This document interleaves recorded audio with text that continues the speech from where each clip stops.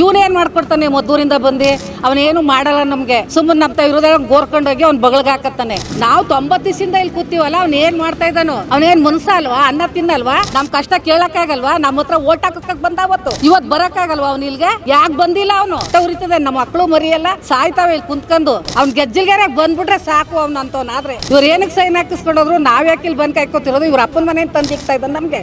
ನಮ್ಮನ್ನ ನಾವು ಉಣ್ತಾವಿ. ನೀವು ಸಣ್ಣ ಆಗ್ಬೇಕಲ್ವಾ? ಅದು ಒಂದು ಉತ್ತಮ ಆಹಾರದಿಂದ ಸಣ್ಣ ಆಗ್ಬೇಕಲ್ವಾ? ಪ್ರತಿದಿನ ನಮ್ಮ ಜೀನಿ ಸ್ಲಿಮ್ ನ ಯೂಸ್ ಮಾಡಿ ಯಾವುದೇ ಸೈಡ್ ಎಫೆಕ್ಟ್ ಇಲ್ದಂಗೆ ನೀವು ಸಣ್ಣ ಆಗ್ತೀರಾ. ಮದ್ದೂರು ತಾಲೂಕಿನ ಗೆಜ್ಜಲಗೆರೆ ಗ್ರಾಮ ಪಂಚಾಯಿತಿಯನ್ನ ನಗರಸಭೆಯನ್ನ ಮಾಡಲಿಕ್ಕೆ ಮುಂದಾಗಿರುವಂಥದ್ದು ಅಧಿಕಾರಿಗಳ ವಿರುದ್ಧ ಗೆಜ್ಜಲಗೆರೆಯ ಗ್ರಾಮ ಪಂಚಾಯಿತಿಯ ಸದಸ್ಯರು ಹಾಗೂ ಗ್ರಾಮಸ್ಥರು ಕಳೆದ 90 ದಿನಗಳಿಂದ ಅನಿರ್ದಿಷ್ಟಾವಧಿ ಹೋರಾಟ ಪ್ರತಿಭಟನೆ ಕೂಡ ಮಾಡ್ತಿರುವಂಥದ್ದು. ಸದ್ಯ ನಾವೀಗ ಗೆಜ್ಜಲಗೆರೆಯ ಗ್ರಾಮ ಪಂಚಾಯಿತಿಯ ಮುಂಭಾಗ ಇದ್ದೀವಿ. 90ನೇ ದಿನಕ್ಕೆ ಈ ಒಂದು ಪ್ರತಿಭಟನೆ ಕಾಲಿಟ್ಟಿರುವಂಥದ್ದು.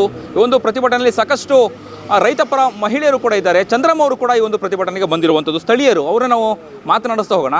ಚಂದ್ರಮ್ಮ ಅವರೇ, ಯಾಕೆ ನಗರಸಭೆ ಬೇಡ, ಯಾಕೆ ಪಂಚಾಯಿತಿಯಾಗೆ ಉಳಿಲಿ, ಗ್ರಾಮ ಪಂಚಾಯಿತಿಗೆ ಉಳಿಲಿ ಅಂತೇಳಿ ಹೇಳ್ತಾ ಇದ್ದೀರಾ? ನಮಗೆ ನಮ್ಮ ಮಕ್ಕಳು ಚಿಕ್ಕವರು ದೊಡ್ಡವರು ಎಲ್ಲ ನಮ್ಮ ಮಕ್ಕಳುಗಳು ನಮಗೆ ಇಲ್ಲಿಂದ ಪ್ರಯೋಗ ಅದೇ. ನಮಗೆ ನಗರಸಭೆ ಮಾಡಿದ್ರೆ ನಮ್ಗಲ್ಲೇನೂ ಅನುಕೂಲ ಇಲ್ಲ. ಈ ಶಾಸಕರಿಗೆ ನಾವು 90 ದಿವಸದಿಂದ ಕುಂತ್ಕೊಂಡು ಇಲ್ಲಿ ಹೋರಾಟ ಮಾಡ್ತಾ ಇರೋದು ಕಿವಿ ಕೇಳಿಸ್ತಾ ಇಲ್ಲ ಅಲ್ವಾ? ಅವರು ಏನಕ್ಕೆ ಬರಬೇಕು ನಮ್ಮೂರಿಗೆ ಇವೆಲ್ಲ ಮಾಡೋಕ್ಕೆ? ಬೇಡ. ನಮ್ಮೂರಂಗೆ ಇರಲಿ, ಬಿಟ್ಬಿಡ್ಬೇಕು. ಅವರು ಬಿಟ್ಬಿಟ್ಟು ಅವ್ರ ಪಾಡ್ಗೆ ಅವ್ರು ಇದ್ಬಿಟ್ರೆ ಒಳ್ಳೆಯದು. ತುಂಬ ನಾವು ಹೇಳೋದು ಇಷ್ಟೇ ಕೇಳೋದು. ಇಲ್ಲದೇ CBI ತನಿಖೆ ಮಾಡಿಸ್ಲಿ ಅವರು. ನಮ್ಮ ಊರು ಇಷ್ಟೆಲ್ಲ ಇದಾಗಿದ್ರು ನಾವು ಇಷ್ಟೆಲ್ಲ ಕಾಯ್ಕೊ ಕೂತಿದ್ರು. ಯಾರೋ ತಂದಾಕ್ತಾರೆ, ಯಾರೋ ತಿನ್ಕೊ ಕೂತಾರೆ ಅಂದರೆ ಅವ್ರ ಅಪ್ಪನ ಮನೆಯಿಂದೇ ನಮ್ಗೆ ತಂದಾಕಲ್ಲ. ನಮ್ಮ ಮೈಕ್ಳು ತತ್ತಾರೆ, ನಾವು ಮಾಡಾಕ್ತಾರೆ, ನಾವು ಉಣ್ಕೊ ಕೂತೀವಿ. ಇಲ್ಲಿ ಶಾಸಕರೇನು ಅವ್ರ ಅಪ್ಪನ ಮನೆಯಿಂದ ತರಲ್ವಲ್ಲ, ನಮ್ಮ ಮನೆಯಿಂದ ನಾವು ತಂದಾಕ್ತಾರೆ, ನಾವು ಉಣ್ಕೊ ಕೂತೀವಿ. ಅವ್ರ ಹೋರಾಟ ನಾವು ಬಿಡಲ್ಲ. ನಮ್ಮಂತೆ ಆಗಬೇಕು ನಮ್ಮ ಪಂಚಾಯಿತಿ. ಅಲ್ಲಿ ತನಕನೂ ನಾವು ಹೋರಾಟ ಮಾಡ್ತೀವಿ. ಅಲ್ಲ, ಪಂಚಾಯಿತಿಯಾಗೆ ಉಳಿದ್ರೆ ಏನು ಅನುಕೂಲ ಆಗುತ್ತೆ? ಹಳ್ಳಿ ಅಭಿವೃದ್ಧಿ ಆಗುತ್ತಾ ಪಂಚಾಯಿತಿಯಾಗಿ ಉಳಿದ್ರೆ? ನಮಗೆ ಎಲ್ಲ ಅಭಿವೃದ್ಧಿನೂ ನಮಗಿಲ್ಲದೆ. ನಮ್ಮ ಮಕ್ಕಳಿಗೆ, ನಮ್ಮ ಮನೆಯಲ್ಲಿ ನಮ್ಗೇನೇನು ಬೇಕು, ನಾವು ವಾಟ್ರ್ ಬೇಕು, ನೀರು ಬೇಕು, ಕಂದಾಯ ಬೇಕು, ನಮಗೆ ಲೈಟ್ ಸೌಲಭ್ಯ ಬೇಕು, ಎಲ್ಲ ಪ್ರತಿಯೊಂದು ನಾವೆಲ್ಲ ಕೇಳ್ಕೊಂಡು ಫೋನ್ ನಂಬರ್ ಮಾಡಿಕೊಂಡಿದ್ದೀವಿ. ನಮ್ಮ ಕರೆಂಟ್ ಇಲ್ಲ ಬಾ ಇಲ್ಲಿ, ನಮ್ಮ ಜರಂಡಿಗೆ ಎತ್ತಾಕಿಲ್ಲ ಬಾಪ ಇಲ್ಲಿ ಅಂತೆಲ್ಲ ಮಾಡೋರು ನಮ್ಗೆ ಮಾಡಿಕೊಡ್ತಾರೆ. ಇವನೇನು ಮಾಡ್ಕೊಡ್ತಾನೆ ಮದ್ದೂರಿಂದ ಬಂದು? ಅವನೇನು ಮಾಡಲ್ಲ ನಮಗೆ. ಸುಮ್ಮನೆ ನಮ್ತಾ ಇರೋದ್ರಾಗ ಗೋರ್ಕೊಂಡೋಗಿ ಅವ್ನು ಬಗಲ್ಗೆ ಹಾಕತ್ತಾನೆ. ಅವನೇನು ಮಾಡ್ತಾ ಇದ್ದಾನು? ನಾವು 90 ದಿವಸದಿಂದ ಇಲ್ಲಿ ಕೂತೀವಲ್ಲ, ಅವ್ನೇನು ಮಾಡ್ತಾ ಇದ್ದಾನು? ಅವನೇನು ಮನ್ಸ ಅಲ್ವಾ? ಅನ್ನ ತಿನ್ನಲ್ವಾ? ನಮ್ಮ ಕಷ್ಟ ಕೇಳೋಕ್ಕಾಗಲ್ವಾ? ನಮ್ಮ ಹತ್ರ ಓಟ್ ಹಾಕಕ್ಕೆ ಬಂದಾವತ್ತು ಇವತ್ತು ಬರೋಕ್ಕಾಗಲ್ವಾ? ಅವ್ನು ಇಲ್ಲಿಗೆ ಯಾಕೆ ಬಂದಿಲ್ಲ? ಅವನು ಮಾತಾಡಬೇಕು. ನಮ್ಗೆ ಅಷ್ಟು ಬೇಜಾರಾಗದೆ, ನಮ್ಗೆ ಅಷ್ಟು ಹೊಟ್ಟೆ ಉರಿತದೆ. ನಮ್ಮ ಮಕ್ಕಳು ಮರಿಯೆಲ್ಲ ಸಾಯ್ತಾವೆ ಇಲ್ಲಿ ಕುಂತ್ಕೊಂಡು. ನಮ್ಮ ಹೆಣ್ಮಕ್ಳು, ನಮ್ಮ ಮುದುಕಿರು, ವಯಸ್ಸಾದವರೆಲ್ಲ ಏನಕ್ಕೆ ಬರ್ಬೇಕು ನಾವು? ಅವ್ನು ಬಂದಿದ್ದ ತಾನೇ ಅವತ್ತು ಹಾಕಿಸ್ಕೋದ ಕಾಸು ಕೊಟ್ಬಿಟ್ಟು. ಕಾಸು ನಮಗೆ ಬೇಕಾಗಿಲ್ಲ. ಯಾಕೋ ಬೇಕು ಬಂದ ಈಸ್ಕಂದ ಹೋದ. ಅವ್ನು ಗೆಜ್ಜಿಲ್ಗಾರ ಬಂದ್ಬಿಟ್ರೆ ಸಾಕು ಅವ್ನಂತವನಾದ್ರೆ. CBI ತನಿಖೆ ಮಾಡಿಸ್ಲಿ ಅವನು ಬಂದು ಇಲ್ಲಿ. ಅಲ್ಲ, ನಗರಸಭೆ ಆದ್ರೆ ಏನು ಸಮಸ್ಯೆ ಆಗುತ್ತೆ ನಿಮಗೆ? ಏನು ತೊಂದರೆ ಆಗುತ್ತೆ ಅಂತ? ಬೇಕಾಗಿಲ್ಲಪ್ಪ, ನಗರಸಭೆ ಬೇಕಾಗಿಲ್ಲ ನಮಗೆ. ನಮಗೆ ಪಂಚಾಯಿತಿ ನಮಗೆ ಇತ್ಮತ್ರ ಕಾಲದಿಂದ ನಮ್ಮ ಊರು ಇಲ್ಲದೆ ನಮ್ಗೆ ಹಂಗೆ ಉಳ್ಕೋಬೇಕು. ನಮ್ದೆಲ್ಲ ನಮ್ಮ ಸೌಲಭ್ಯ ಎಲ್ಲ ನನ್ನ ಊರಲ್ಲಿ ಅದೇ. ಇವನೇನು ಬಂದು ನಮಗೆ ಮಾಡಿಕೊಡ್ಬೇಕು? ಅವನೇನು ಮಾಡಬೇಕಾಗಿಲ್ಲ ನಮಗೆ. ಅವ್ನು ಬಂದಿದ್ದ ಅಂತ ತೀರ್ಸ್ಕೊಂಡು ಅವ್ನು ಹೋದ. ಅವ್ನ ಕೆಲಸ ಅವ್ನು ಏನು ಮಾಡ್ಕೊಂಡು ಹೋಗವನೇ. ನಮಗೆ ಕೆಲಸ ಬೇಕು.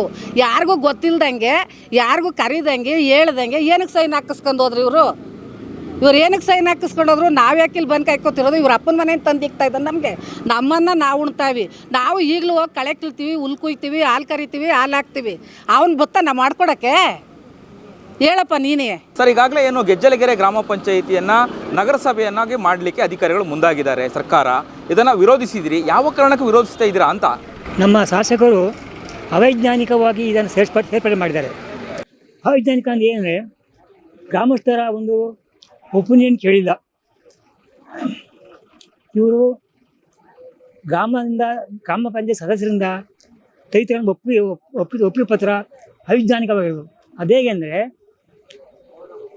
ಒಂದು ಗ್ರಾಮ ಸಭೆಯಲ್ಲಿ ಅಜೆಂಡಾ ಇರ್ತದೆ. ಅಜೆಂಡಲ್ಲಿ ಸೇರಿಸಿ ಆಮೇಲೆ ಗ್ರಾಮ ಸಭೆ ನಡೀತದೆ, ಅದೇ ಒಪಿನಿಯನ್ ಕೊಡ್ತಾರೆ. ಆದರೆ ನಮ್ಮ ಶಾಸಕರು ಅದನ್ನು ತೊಗೊಂಡಿಲ್ಲ. ಒಂದೇ ಅವ್ರು ತೊಗೊಂಡಿರೋದು ಅಧ್ಯಕ್ಷರ ಮೇರೆಗೆ ಅಂತ ಇದು ಮಾಡಿಬಿಟ್ಟು ತೊಗೊಂಡೋಗಿದ್ದಾರೆ. ಆಮೇಲೆ 90 ದಿನದಿಂದ ನಡೀತಾ ಇದೆ ನಮ್ಮ ಧರಣಿ. ಇಲ್ಲಿ ಮಾತೆಯರು 70 ವರ್ಷ 80 ವರ್ಷ ವಯಸ್ಸಾದವರು ಇಷ್ಟು ದಿನ ನಡೀತಾ ಇದ್ದು ಧರಣಿ. ನಮ್ಮ ಶಾಸಕರು ಓಟ್ ಪಡೆದುಕೊಂಡು ಒಂದು ದಿನ ಬಂದು ವಿಚಾರಿಸಿಲ್ಲ. ಹೋಗ್ಕಡೆ ಅವ್ರು ಬಂದು ಆಗಲ್ಲಪ್ಪ ಸೇರಿಸ್ಬಿಡಿ ತಗೊಳಕ್ಕಾಗ ಅಂತ ಅದನ್ನೆಲ್ಲ ಹೇಳಿ. ಆದರೆ ಇತನ ಶಾಸಕರು ಇತನ ಕಠಿಣ ಶಾಸಕ ನಾನು ನೋಡೇ ಇರೋ ಜೀವನದಲ್ಲಿ. ಅವ್ರು ನಮ್ಮ ಶಾಸಕರು ಅಂತ ಅಂತ ಹೇಳೋಕ್ಕೆ ನನಗೆ ಆಸೆ ಆಯ್ತದೆ ಸರ್. 80 ವರ್ಷ ಮುದುಕಿಯರು ನಿಂತಿದ್ದಾರೆ ಇಲ್ಲಿ. ಬೆಳಗ್ಗೆ ಸಂತಕ್ಕೆ ನನಗೆ ದುಃಖ ಬರ್ತದೆ ನೋಡ್ತಾ ಇದ್ರು ಇವ್ರನ್ನ. ಬೆಳಗ್ಗೆಯಿಂದ ಸಂತಕ್ಕೆ ಅವ್ರು BP ಶುಗರ್ ಎಲ್ಲ ಇರ್ತದೆ. ಟೈಮ್ ತಗೊಳ್ಳೋದ ಮಾತ್ರ ಅವರು ಇಲ್ಲೇ ಕೂತಿರ್ತಾರೆ. ತಮ್ಮ ಗ್ರಾಮ ಪಂಚಾಯತ್ ಉಳಿಸ್ಕಕ್ಕೆ ಹೋಗ್ಕೊಳ್ಳಿ, ಅವ್ರು ಕೊಡದೇ ಇರೋ ಹೋಗ್ಕೊಳ್ಳಿ. ಈ ಜನಗಳು ಓಟ್ ಕೊಟ್ಟಿದ್ದಾರೆ ಬಂದು ಇಲ್ಲ ಕಣಮ್ಮ ನಾನು ಸೇರ್ಸ್ಬಿಡಿ ತಗೊಳಕ್ಕಾಗಲ್ಲ, ಕೈ ಮುಗಿದು ಬೇಡ್ಕೊಳ್ಳಿಬೇಕೆ ನಾವು ಬಿಡ್ಬಿಡ್ತೀವಿ. ಅದು ಕೂಡ ಅವ್ನ ಮನಸ್ಸಿಲ್ಲ ಅಂದರೆ ಅವ್ನ ಶಾಸಕನೇ ಅವನು. ನಾನು ಖಂಡಿಸ್ತೀನಿ ಇವ್ರನ್ನ. ಶಾಸಕರು ಲಾಯಕ್ಕಿಲ್ಲ. ನೀವು ನೋಡ್ತಾ ಇದ್ದೀರಿ ಎಷ್ಟು ಜನ ಹೇಳಿಸಿದ್ದಾರೆ. ಅದೇ ಒಂದು ಹೇಳಿಕೆ ಕೊಡ್ತಾರೆ, ಅವ್ರು ಯಾರೋ ದುಡ್ಡು ಕೊಡ್ತಾರೆ, ಮಜಾ ಮಾಡ್ತಾರೆ, ಸೆಂಚುರಿ ಮಾಡಲಿ. ಇವಾಗ ಹೇಳಿಕೆ ಅವ್ರದ್ದು. ಯಾರು ಹೇಳಿಕೆ ಕೊಟ್ಟಿರೋದು? ಯಾರು? ಶಾಸಕರು. ಅವ್ರು ಯಾರು ದುಡ್ಡು ಕೊಡ್ತಾರೆ, ತಿಂತಾರೆ. ಹಳ್ಳಿ ರೈತ ಹೆಲ್ತ್ ಕೊಡ್ತಾನೆ, ದುಡ್ಡು ಹೇಳ್ತಾನೆ ಅಂತಾರೆ. ಈ ಹಳ್ಳಿ ರೈತನೇ ಅನ್ನ ಆಗ್ತಾ ಇರೋದು ದೇಶಕ್ಕೆ. ಒಂದು ಅವ್ರ ಮೇಲೆ ಚಾಲೆಂಜ್ ಮಾಡ್ತೀನಿ. ಅವ್ರು ಬಂಟರು ಬೇಕಾದ್ರೆ ಕರ್ಕೊಬರ್ಲಿ, ದಿನ ಚಿನ್ಕೊಬರ್ಲಿ. ಅವ್ರು ದಂಡಿ ಕುತ್ಕೊಳ್ಳೋದು ಬೇಡ. 1,000 ಜನ ಬೇಕಾದ್ರೆ ಬನ್ನಿ ಊಟ ಮಾಡ್ಕೊಬರ್ಲಿ, ನಾವು ಹಾಕ್ತೀವಿ ಊಟ ಅವ್ರಿಗೆ.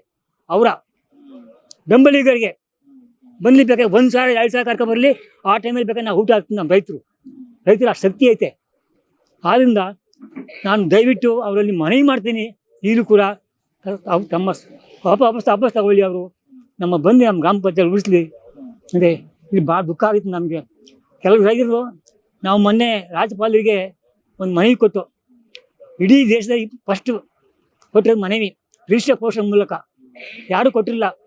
ಭ್ರಷ್ಟಾಚಾರ ವೇಳೆಯಿಂದ ಹಾಕ್ಬಿಟ್ಟಿದ್ರು ಪೋಸ್ಟ್ ಬಾಕ್ಸ್ಗೆ. ಹಂಗಲ್ಲ, ನಾವು ಅಕ್ನಾಲೆಜ್ಮೆಂಟ್ ಹಾಕಿ ನಾವು ರಾಜ್ಯಪಾಲರಿಗೆ 200 ಜನ ಮನವಿ ಕಳಿಸಿದ್ದೀವಿ. ನಾವು ಕಾಯ್ತಾ ಇದ್ದೀವಿ ಮನವಿ ಏನು ಹೇಳ್ತಾರೆ ರಾಜ್ಯಪಾಲ ಅಂತ.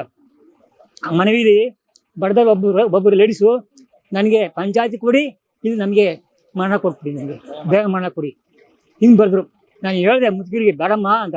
ಆದರೂ ಕೂಡ ಇಲ್ಲ ಸರ್ ನೀವು ಕಳಿಸ್ಕೊಡಿ ಅವ್ರಿಗೆ, ರಾಜ್ಯಪಾಲರಿಗೆ. ನಾವು ಸಹಿಸೋಕ್ಕಾಗಲ್ಲ, ನಮಗೆ ನಿದ್ದೆ ಬರಲ್ಲ ನೈಟು, ನಾವು ಇಲ್ಲೇ ಕೂತಿರ್ತೀವಿ. ಇದಾಯ್ತು ನಮಗೆ ದಯಮಾಡಿ ಕೊಟ್ಬಿಡ್ಲಿ ಅಂತ ಬಡ್ದವ್ರು. ಎಷ್ಟೋ ಜನ ಬರ್ತಾರೆ. ಆದರೂ ನಾನು ಸ್ವಲ್ಪ ಕಳಿಸಿಲ್ಲ ಅವ್ರನ್ನ. ನಮ್ಮ ಮೇಡಮ್ ಅವರಿದ್ದರು ಇಲ್ಲಿ, ಸೋನ ಮೇಡಮ್ ಅವರು, ಅವರು ಡ್ಯಾಡಿ ಕಳಿಸ್ಬೇಡಿ ಡಾಕ್ಟ್ರಿ ಅವ್ರನ್ನ, ಅದು ಕಳಿಸ್ಬೇಡಿ ಅಂದರು. ಹಾಗೂ ಕೂಡ ಮಿಸ್ ಆಗೊಂಡು ಹೋಗಿದ್ದಾರೆ. ಸ್ವಲ್ಪ ಗೊತ್ತಾಗಲ್ಲ, ನಾವು ಚೆಕ್ ಮಾಡೋಕ್ಕಾಗಲಿಲ್ಲ. ಈ ಥರ ಸ್ಥಿತಿ ಬಂದೈತೆ ನಮ್ಮ ಊರಿನಲ್ಲಿ.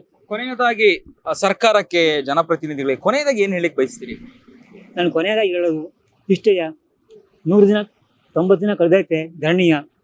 ಬಂದು ನಮ್ಮ ಸರ್ಕಾರದ, ನಮ್ಮ ಚೀಫ್ ಮಿನಿಸ್ಟ್ರು, ಏನು ಸಂಬಂಧಪಟ್ಟ ಅಧಿಕಾರಿಗಳೆಲ್ಲ ಬಂದು ಸ್ಪಂದನೆ ಮಾಡಿ ಈ ಗ್ರಾಮದ ಜನರಿಗೆ ಅವ್ರು ಏನು ಬೇಡಿಕೆ ಮಾಡ್ತಾ ಇದ್ದಾರೆ ಅದು ನೆರವೇರಿಸಿಕೊಳ್ಳಲು ನಾನು ಹೃದಯಪೂರ್ವಕ ಬೇಡಿಕೊಡ್ತೀನಿ. ಇದಿಷ್ಟು ಧರಣಿ ಸತ್ಯಾಗ್ರಹದಲ್ಲಿ ಭಾಗವಹಿಸಿದಂತಹ ಮಾಜಿ ಸೈನಿಕರಾದಂತಹ ಪೊನ್ನಣ್ಣ ಅವರ ಮಾತುಗಳಾಗಿತ್ತು. ಕ್ಯಾಮ್ರಾ ಪರ್ಸನ್ ಅಭಿಲಾಷ್ ಜೊತೆ ಅಭಿಜಿತ್ ಗಣೇಶ್, ಕರ್ನಾಟಕ ಟಿವಿ, ಮದ್ದೂರು. ನೀವು ಸಣ್ಣ ಆಗ್ಬೇಕಲ್ವಾ? ಅದು ಒಂದು ಉತ್ತಮ ಆಹಾರದಿಂದ ಸಣ್ಣ ಆಗ್ಬೇಕಲ್ವಾ? ಪ್ರತಿದಿನ ನಮ್ಮ ಜೀನಿ ಸ್ಲಿಮ್ ನ ಯೂಸ್ ಮಾಡಿ ಯಾವುದೇ ಸೈಡ್ ಎಫೆಕ್ಟ್ ಇಲ್ದಂಗೆ ನೀವು ಸಣ್ಣ ಆಗ್ತೀರಾ.